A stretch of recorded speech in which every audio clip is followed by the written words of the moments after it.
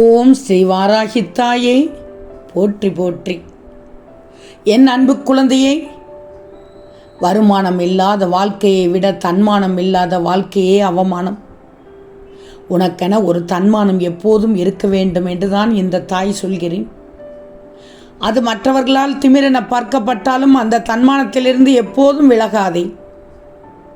வறுமை உன்னை வாட்டினாலும் தன்மானத்தோடு வாழ பழகிக்கோ. இது உன் மரியாதையை தேடித்தரும். உனக்கான மரியாதையை நிச்சயம் தேடித்தரும். தன் மீது குப்பைகள் விழுவதை கடலால் தடுக்க முடியாது, ஆனால் அவைகளை தன் அலையின் சக்தியை கொண்டு தூக்கி தூர கரையில் வீச முடியும். அதுபோல்தான் உன் மீது விழுகின்ற இலி சொல், பழி சொல் இவைகளை உன்னால் தடுக்க முடியாது, ஆனால் அவைகளை அலட்சியப்படுத்துவதன் மூலம் தூக்கி தூர வீச முடியும். உன் தாய் இறுதியில் என்ன சொல்ல வருகிறேன் என்று தெரியுமா? வாழ்க்கைக்கு அழகு எது தெரியுமா?